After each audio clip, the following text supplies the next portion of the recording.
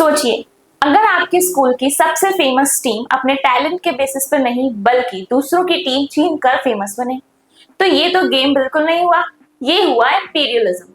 19th century में जहां कुछ देश नेशनलिज्म के नाम पर एकजुट हो रहे थे, वहीं कुछ ताकतवर देश इंपीरियलिज्म के नाम पर दूसरे देशों पर कब्जा कर रहे थे। यहीं से शुरू हुआ था राष्ट्रवाद साम्राज्यवाद का सफर। तो आइए हम भी समझते हैं कि नेशनलिज्म और इंपीरियलिज्म में आखिर हुआ क्या था। हेलो फ्रेंड्स, मैं हूं Urvashi Bhargav and welcome to फ्यूके एजुकेशन। आज का हमारा टॉपिक है नेशनलिज्म एंड इंपीरियलिज्म। तो नेशनलिज्म एंड इंपीरियलिज्म में सबसे पहले हमें ये बहुत जरूरी है समझना कि यूरोप में फीलिंग ऑफ नेशनलिज्म तो अराइज हो रही थी, बट क्या वो फीलिंग ऑफ नेशनलिज्म इस एंड तक जा पाई कि वो एक पॉजिटिव इम्पैक्ट तक ही रहे? नहीं, कुछ बहुत पावरफुल नेशन थे तो उन्होंने अपनी पावर का यूज करके बाकी देशों के साथ इंपीरियल बिहेव किया या इंपीरियलिज्म का यूज किया। एक फिलॉसफी क्या है वो भी हम समझते हैं। इंपीरियलिज्म का मतलब होता है अपनी पावर्स को यूज करके, अपने अलग अलग टैक्टिक्स को यूज करके किसी दूसरे नेशन को कॉलोनाइज करना या उस पर कब्जा करना या अपने तरीके से उस देश पर रूल करना। तो ये कैसे हो रहा था, कहाँ हो रहा था, आइए हम स्टार्ट करके बिल्कुल अच्छे से समझेंगे। सो बेसिकली क्या है, last quarter of 19th century में नेशनलिज्म जो फीलिंग थी अब वो जैसी थी एग्जैक्ट वैसी नहीं रह पाई थी। मतलब कि कुछ देश तो नेशनलिज्म की फीलिंग को बहुत अच्छे से समझ चुके थे, नेशनलिज्म की इंपॉर्टेंस को समझ चुके थे, बट कुछ देश जो थे उसको बहुत लिमिटेड एंड्स तक ही समझ पा रहे थे। तो वहां पे क्या हो रहा था, ये जो टाइम था 19th सेंचुरी का जो लास्ट हाफ चल रहा था, यहाँ पे एक दूसरे के नेशन को कंट्रोल करने की फीलिंग भी अराइज होने लगी थी, जिसका इम्पैक्ट से ही इंपीरियलिज्म स्टार्ट होने लगा था।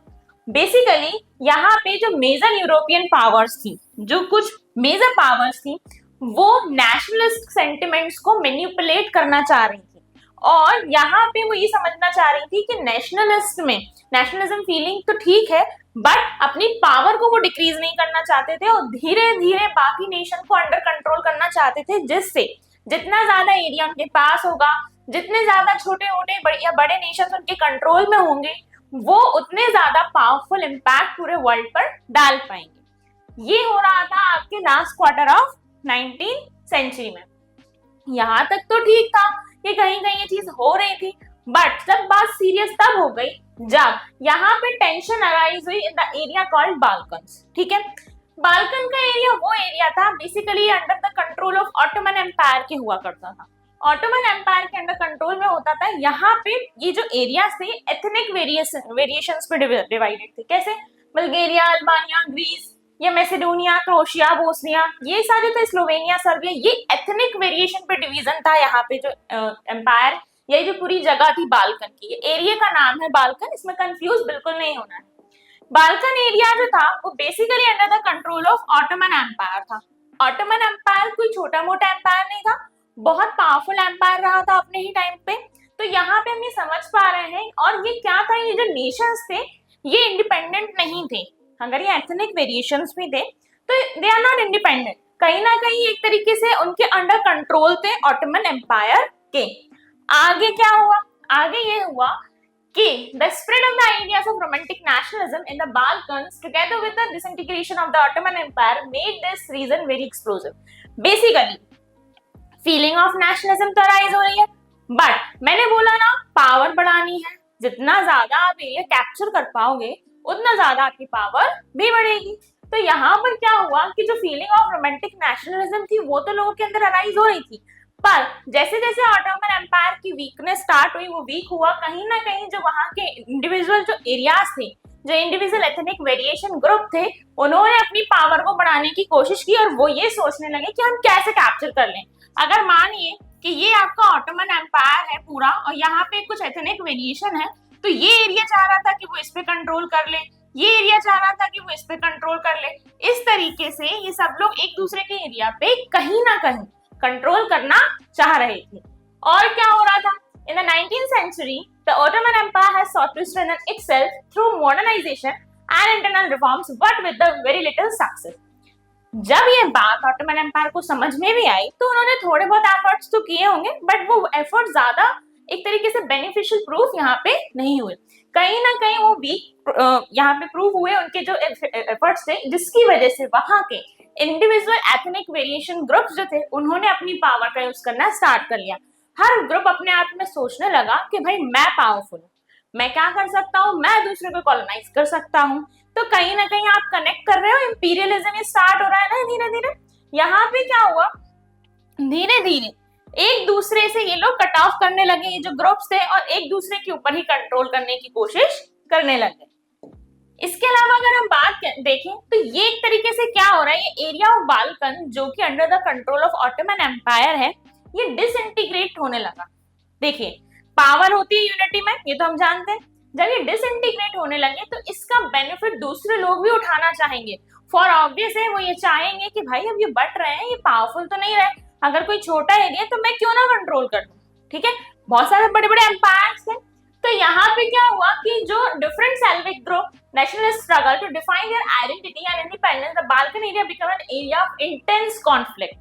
यानी कि ये जो एरिया था, फॉर एग्जांपल ये जो बाल्कन हमारा एरिया था, इस एरिया के अंदर ही इंटरनली कॉन्फ्लिक्ट इतने ज्यादा बढ़ गए कि यहाँ पे कहीं ना कहीं ये वीक दिखने लगे दूसरे नेशन को, और वो इस चीज को एज अ अपॉर्चुनिटी देखने लगे। उन्हें लगा कि ये बहुत बेस्ट टाइम है, ये साथ में भी नहीं है, साथ में एक दूसरे के बिल्कुल दुश्मन बने जा रहे हैं, तो क्यों ना मैं इस बात का फायदा उठाऊं और ये जगह पूरी कैप्चर कर लूं। इसके बाद यहाँ पर क्या होता है, बाल्कन एरिया में जो था, इन लोगों ने ज्यादा से ज्यादा एरिया कैप्चर करने की फीलिंग अराइज हुई। एक तरीके से एक दूसरे के लिए जेलसी वाली फीलिंग कि इसके पास ज्यादा एरिया है, ये बड़ा ग्रुप बन जाएगा तो ये हम पे फिर रूल करेगा। ऐसा नहीं होने देना, हम भी पावरफुल बनेंगे, हम भी इस एरिया को कैप्चर करेंगे। और the powers like Russia, Germany, England, Austria-Hungary was keen to hold powers over the area of Balkan because it is rich in resource।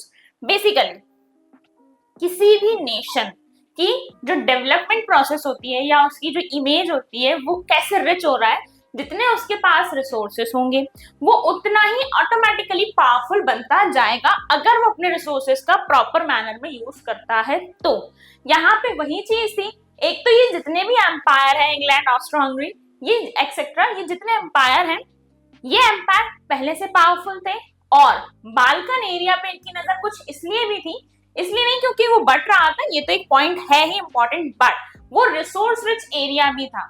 और कोई भी नेशन हो, हमेशा आप देखिएगा कि वो अपने रिसोर्स रिच एरिया पे फोकस भी ज्यादा करता है, और रिसोर्स रिच एरिया पे फोकस करने के अलावा अगर कोई ऐसी जगह है किसी नेशन की है जो उसकी बाउंड्री टच कर रही है और उसके लिए बेनिफिशियल हो सकती है और रिसोर्स रिच है, या आगे चल के उसके लिए और बेनिफिशियल प्रूव हो सकती, तो बिल्कुल वो कोशिश करता है उसको कैप्चर करने की।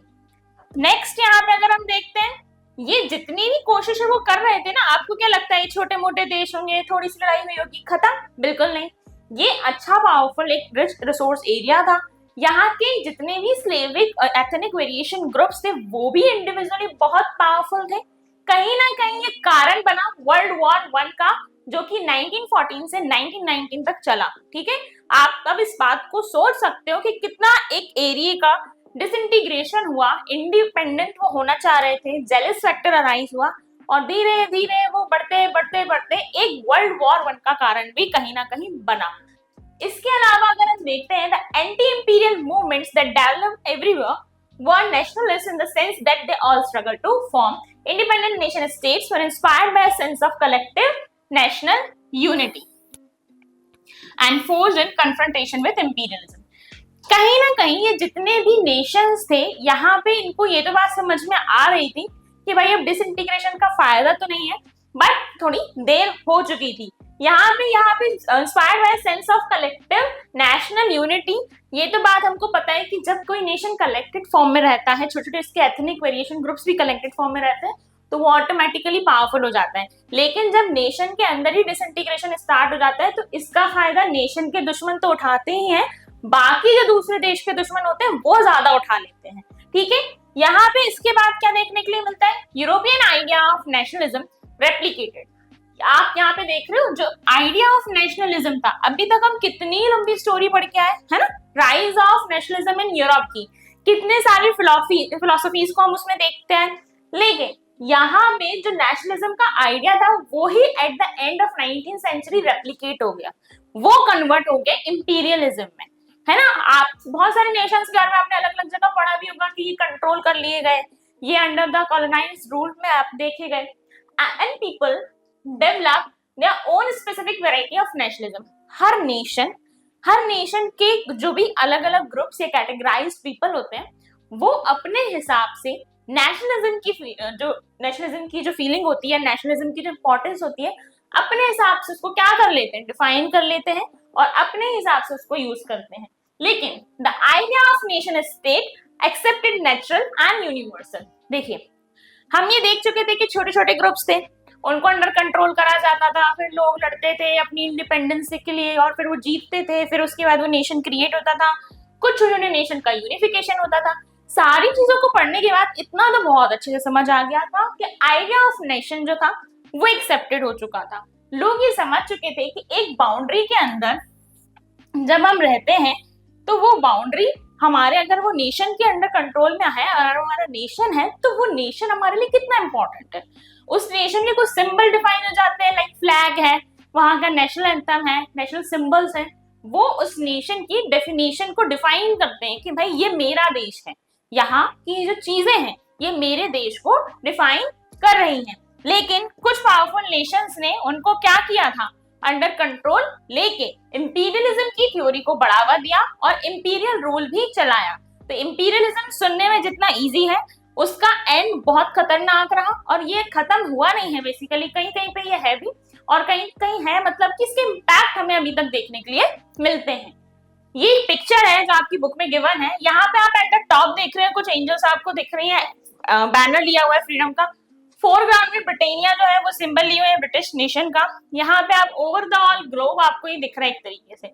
यहीं पे आपको एरिया में आपको दिखाया जा रहा है कि elephants, forest and primitive peoples जो है, यहाँ पे लोगों का ब्रिटेन नेशनल प्राइड्स के एक तरीके से डोमिनेशन इनके सिंबल्स में, इनके पिक्चर्स में हमें देखने के लिए कहीं ना कहीं मिल रहा है। ये पूरा जो थ्योरी थी नेशनलिज्म या इंपीरियलिज्म की, ये सुनने में जितनी इजी थी, इसका इम्पैक्ट उतना ही डेप्थ में देखने के लिए मिलता है और इसका इम्पैक्ट पूरा वर्ल्ड वाइड देखा गया है। ठीक है, ये टॉपिक यहीं पे खत्म होता है एंड आपका चैप्टर भी।